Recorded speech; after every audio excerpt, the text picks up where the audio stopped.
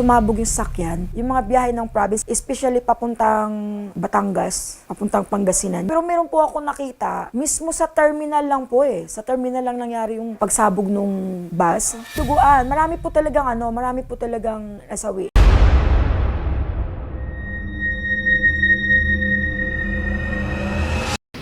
Hello po mga ka-PTV, sa video na ito ay tatalakayin natin ang masasamang pangitain sa isang probinsya na ito ayon sa mga visions ni Madam Rudy Balvin. Pero kung ikaw ay hindi pa nakasubscribe sa aking channel, baka naman.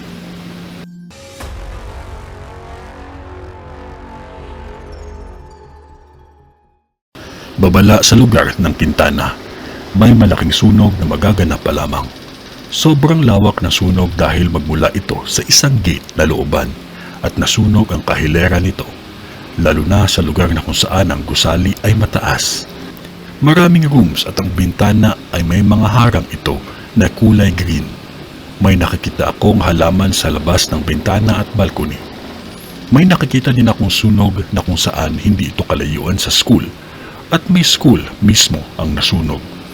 Sa lugar ng videos, 2 salpukan ng sasakyan at biktima ng hit and run sa bawat lugar na kung saan may negosyo, lalo na kung ito ay restaurant.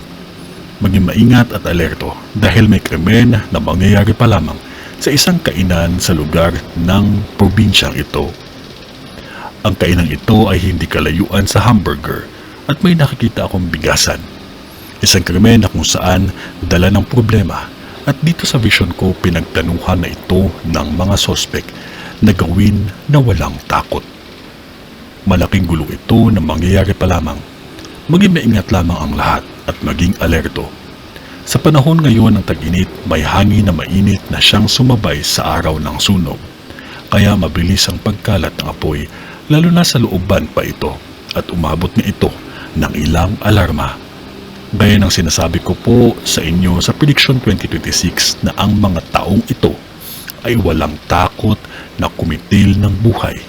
Kaya lahat tayo maging maingat dahil may sunog dyan na nilooban ang bahay at sinunog pa. Huwag basta magtiwala kahit ikotwiran ninyo na normal lang ang sunog, hindi po ito totoo. At mahirap kasi ang masunugan, lalo na pag buhay ang pinag-uusapan. At sa vision ko may bakery pa po akong nakakita din na masusunog. Lagi lamang nating tandaan na huwag makalimot ang manalangin. Ito ay ang vision ni Madam sa Santa Ana. Sa ngalan ng Diyos Ama, ng Diyos Anak, at ng Diyos Espiritu Santo. Amen.